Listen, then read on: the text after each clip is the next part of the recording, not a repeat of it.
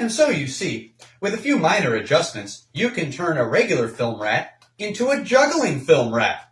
Not to be confused with a backstabbing juggalo. Oh, it's you again. Oh my goodness. Well, pour yourself a drink and enjoy the chat. Newman, the film rat, of course, you know, paying the bills. A ding ding, am I right? Paying the bills as always somehow here at Movies for Days HQ. Just kicking tires, lighting fires, fulfilling desires, and feeling oh so mired in the awesomeness, the epicness of a new feature-length indie film I just saw, ZombieCON Volume 1. Why Volume 1? Because there's like 4 more scripts for this, baby! This is a flick that on its face might look like a horror comedy, a zombie film, a cosplay love letter, and it's all of these things. And yet, what this film is really all about is being the anti-asshole film of the decade, which is kind of crazy because shooting Wrapped in 2016, this film was stuck in post-production hell for the better part of a decade before we all got to see it hitting the festivals and tearing it up last year. Yes, it took your boy Newman until now to see it. I've always been a little slow on the uptake. Let's get into it. This film features the story of 4 best friends forever cosplay masters, the Rockets, led by Rocket himself, introducing in his first on-screen acting role, Manny Luke. As Claire, Erin, Áine, one of the writers and producers, and honestly, many hat wearers of this film, Punkie Johnson as Punkie, and Christian Casillas as Javier. So these cosplayers express their love of expressing themselves through the creative art, costume wearing amongst all of their awesome cosplay people. They've got some dodgeball-esque competition going on with another cosplay group, and team member Claire accidentally turns every asshole in the city of Los Angeles into a zombie. If you've never been to Los Angeles, that's a lot of zombies.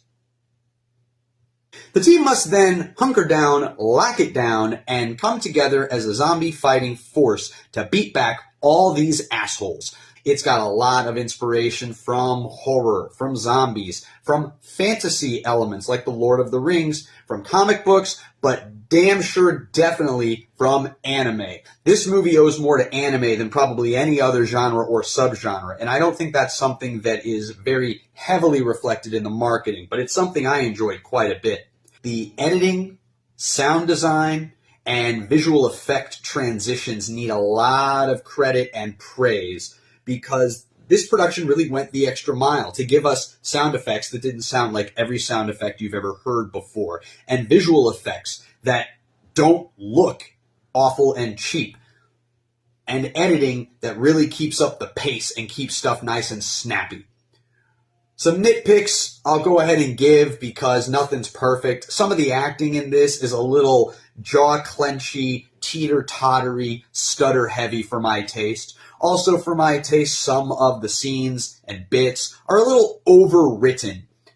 But if I'm being fair, that's a gripe I have with most writing for the screen in 2020s, so it could be more of a personal issue that I have with just everything right now. If you needed any more proof that this passion project was being done by people who really cared about the details, there are 2, count them, 2 fake anime shows that were created, drawn, directed, cut, all of that, just to be shown on a TV screen in the background during a scene. They are called The Toe and Dragon Samurai, and I honestly wish these shows existed in real life. In all honesty, it took me until about Act 2 of this film to get fully invested and on board with these characters. But once I was in ride or die for Rockets. I wanted this team to survive. I wanted success for this team during their initial, oh my God, they're zombies, we need to lock it down sequence was when I really was won over. And I was with them for the rest of the flick. The music is totally fun and badass, and everyone deserves credit, particularly the actors, for just how much splatter, gooey, wet blood gets used to cover the sets and the actors themselves. There's a lot of creativity, there's a lot of heart, there's a lot of passion and energy. This is a movie that I'm going to be talking about to a lot of people, and I'm hoping you talk about it to as many people as you can. There is going to be a DVD release on October 14th, and we will have information for you about where to go to learn more about ZombieCON Volume 1 and the people that brought it to you. So, from me, Newman, at Movies for Days HQ, I'm raising a big glass to Kyle Valle, Erin, Áine, and all the good people at Big Squid Films that helped make this thing possible.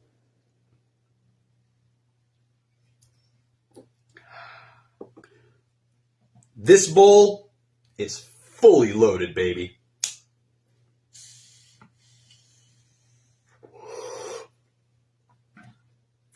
Well, thank you all so much for watching. Be sure to like and share this around. Subscribe to my YouTube channel, or follow me on Instagram, or maybe Twitter. There's still some good people there. I'm one of them. Or if you're a real horror freak, you can find me on the Slasher Act, because that's where the most slicing and dicing is done in the world of social media. If I could say one thing to y'all that I learned from ZombieCON Volume 1, it's that being an asshole is a choice. Choose to be better. And always choose to come back for more Movies for Days. Always buy your drugs from a trusted source. Do not talk to the police. And come visit me in Chicago before it gets too goddamn cold. I'm almost done with school.